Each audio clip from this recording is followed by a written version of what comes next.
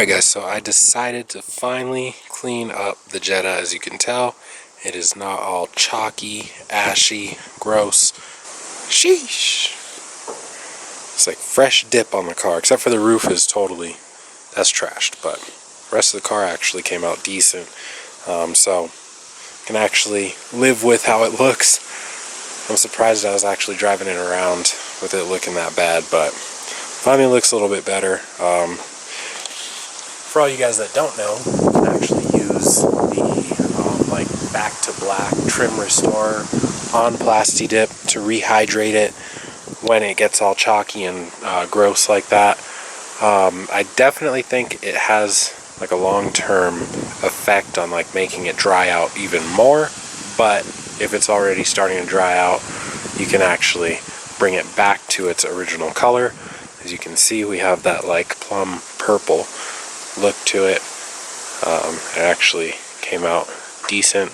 Some spots are a little bit uneven. The roof is not that good whatsoever, but everywhere else actually came out really good, and it looks pretty good. Clean wheels, clean car. Dang. Looking pretty fresh again. So besides making the car look good, we actually got some parts that we just got in the mail. So one, we've got the LED headlight bulbs for this car, so we're going to throw those in today, get it back to its normal self with some bright lights. And then we also got the Evil Energy, the AN fittings for the oil cooler adapter plate for the Audi S4.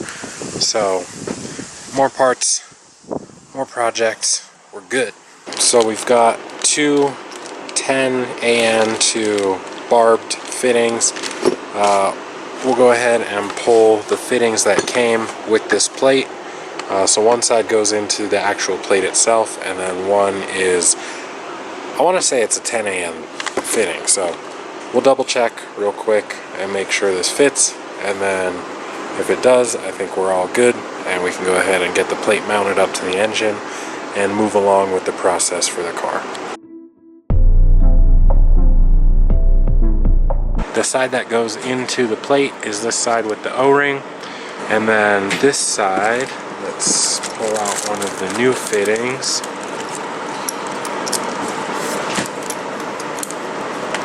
Yeah, okay, so I was right.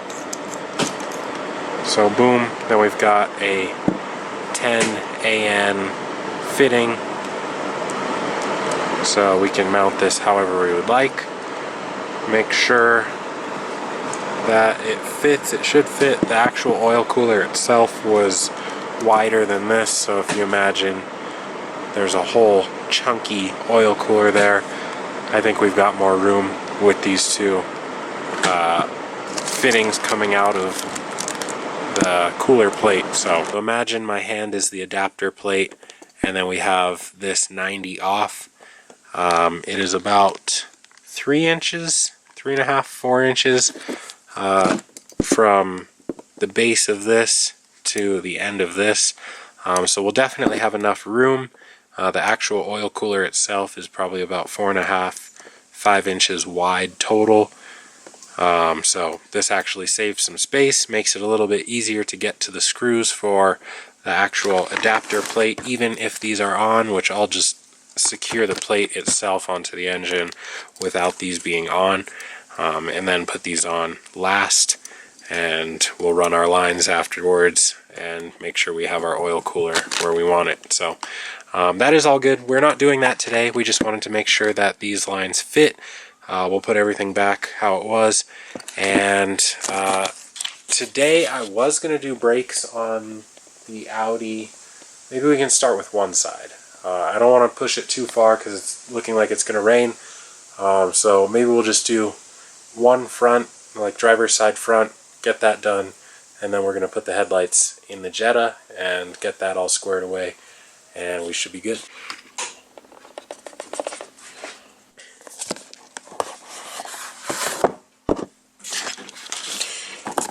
Alright, so we've got two H1 LED bulbs, as you can see, fairly similar to what we had before. Nice colorway.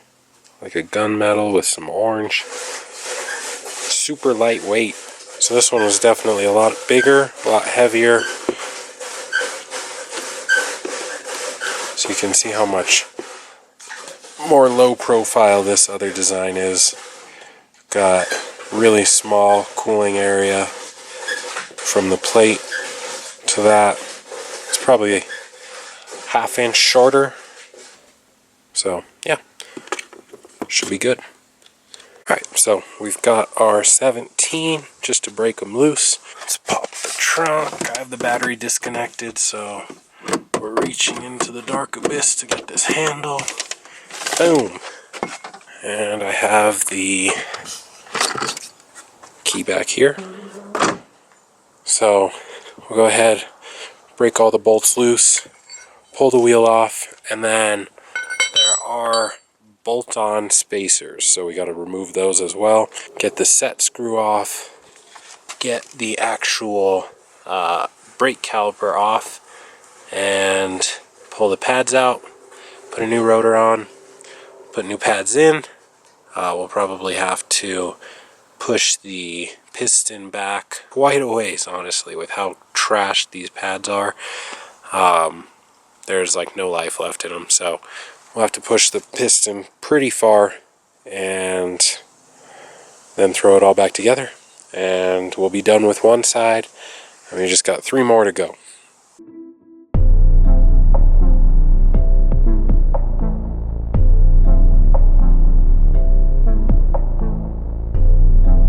So, like I was saying, we've got these H&R bolt-on hub-centric spacers, which I actually just tried a bolt and it came right out, so I'm surprised.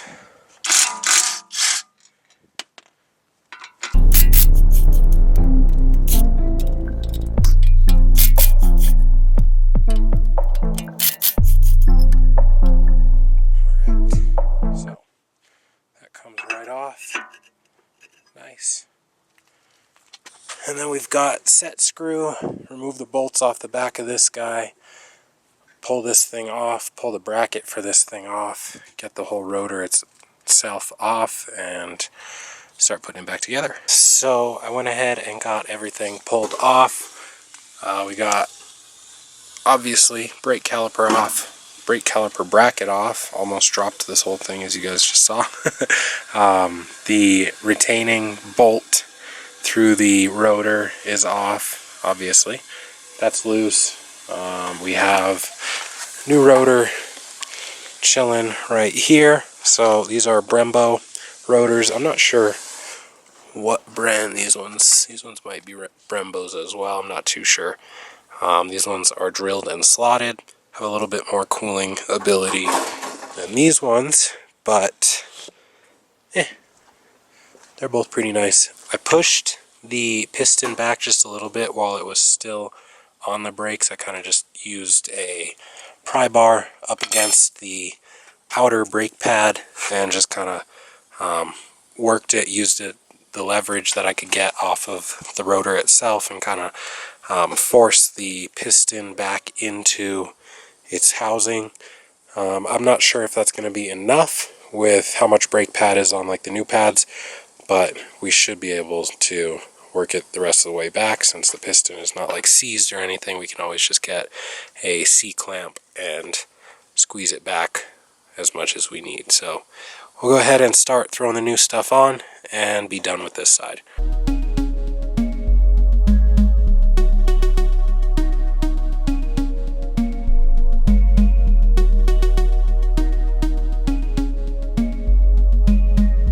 I was actually really surprised at how easy this came off, that bracket came off, the rotor itself, and the actual caliper.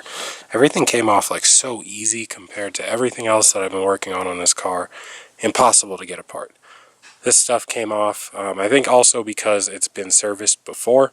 Whoever owned the car previously obviously put those brakes on and put aftermarket pads and stuff in, so maybe that is why. But yeah, definitely wild how easy everything came apart on this. So the brake pads weren't totally gone. Definitely pretty worn, but not the end of the world. The rotor itself has a pretty gnarly lip on the edge. Like I said, I'm not 100% sure on the brand on these. Try and see.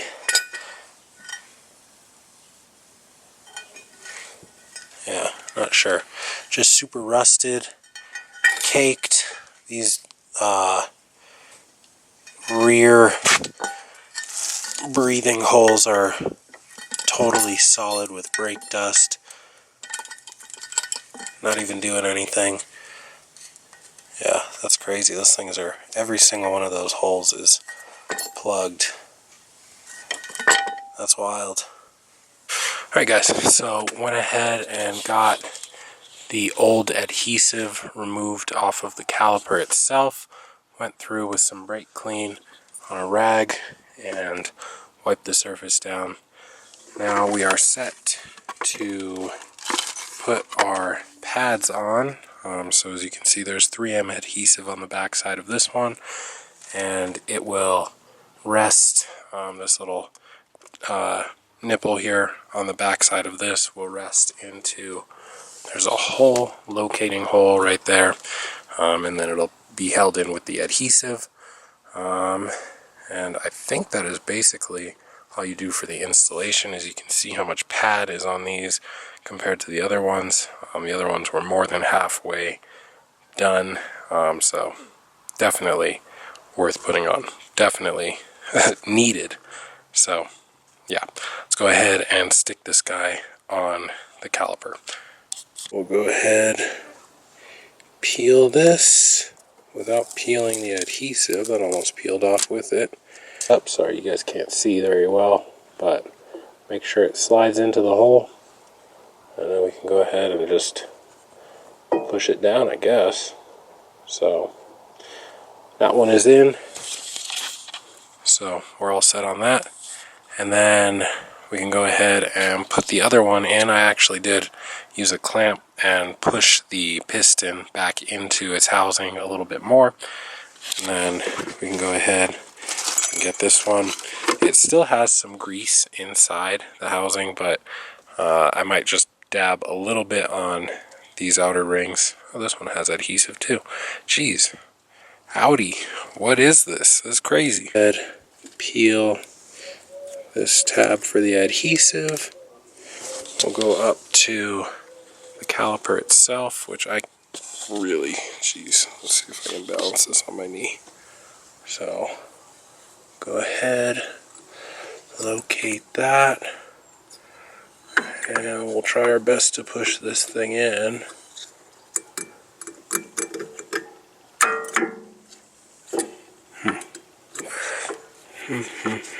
So they are all in. I actually used a screwdriver to actually push down on one of the tabs, and it made it a whole lot easier. So now we can go ahead and slide this over the rotor itself. I'll give it a spray because you can see there's all kinds of dust from it sitting forever. So we'll spray off all that crap. Make sure she's nice, especially where the brake pads are going to be sitting. Make sure you get inside and outside.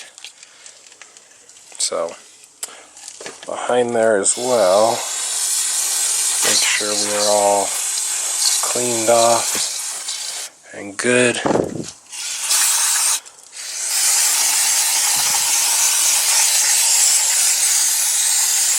Alright, so now I think we are ready to go ahead and slide this piece on. Ooh, except for, I lied, this was the side with actually the sensor, so we done messed up, boys. We done messed up. Alright, so I lied. Neither of these have the sensor installed, so the sensor is like an external piece, so it actually just clips in on that little ridge right there. So let's go and install that. Clipped in, nice and tight. We're all good there. So we'll go ahead and just throw this on, get the cable routed properly, and be done. Alright guys, so everything is tight and installed.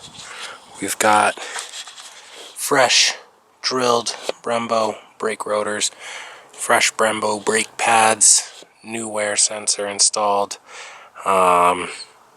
Everything is good, greased, ready to go. We've got the anti-whatever vibration clip piece installed. Super interesting. I've never seen those things before, but super cool. Yeah, everything is ready to go. We're going to throw the wheel spacer back on, throw the wheel back on, and then we're going to move on to Jetta and get the new headlights installed on that. And yeah, very productive day. Very, very productive day.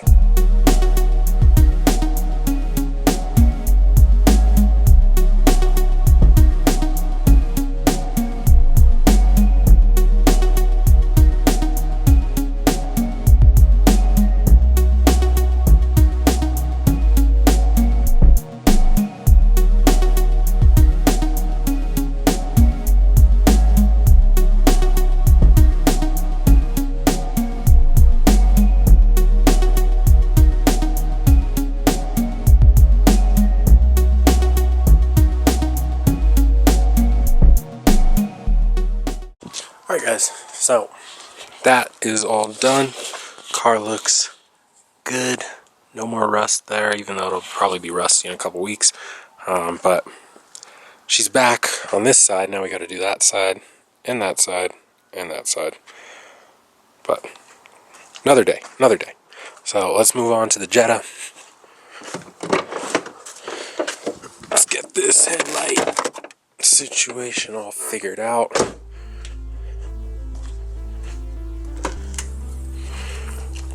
So we just gotta take the grill out, set that down there, pull off these.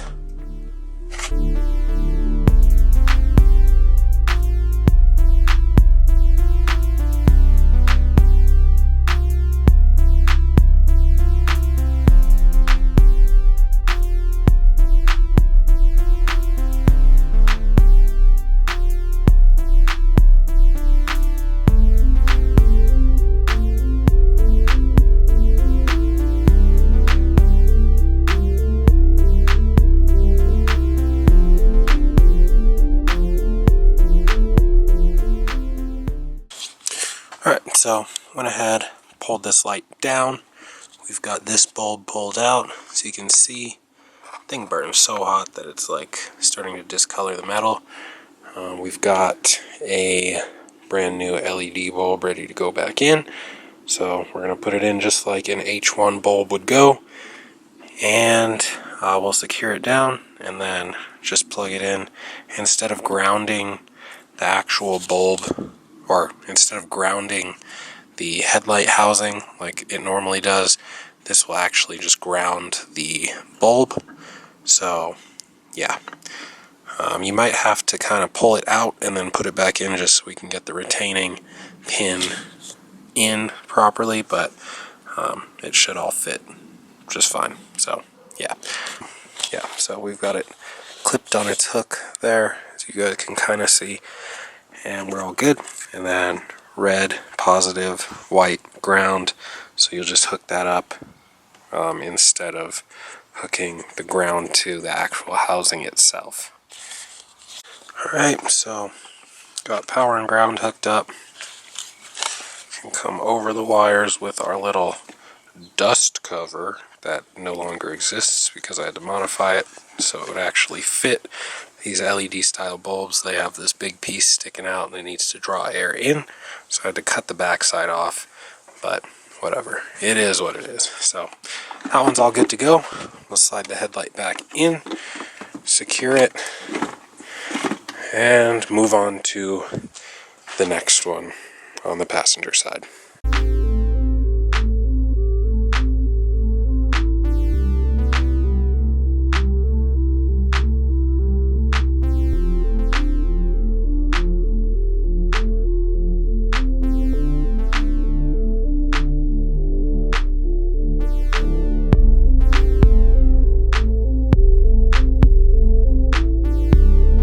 We'll do the same exact install as the other one. slide it in, make sure it's the right orientation or it won't slide all the way down. As you can see, if we tried to close it, it won't close properly. So we're going to have to lift it up, get it below the actual fan housing, kind of bend it a little bit sideways, just so we can get some clearance to go around. 1 second. There we go. So we'll just work it around the bulb itself, like so. So now we can set it all the way in, and then take the actual retaining piece and work it around to its hook. So as you guys can see, kind of, hopefully, the thing is clipped in, so we're all good there. So we'll go ahead and plug the wires in, put the light back in the car, and we'll be done.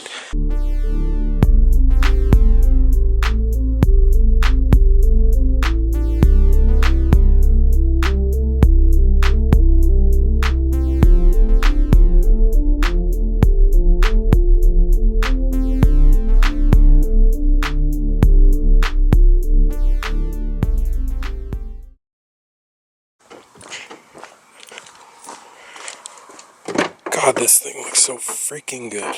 Just take a step back. Wow. I like this color. Alright, so, bam. LEDs for the win.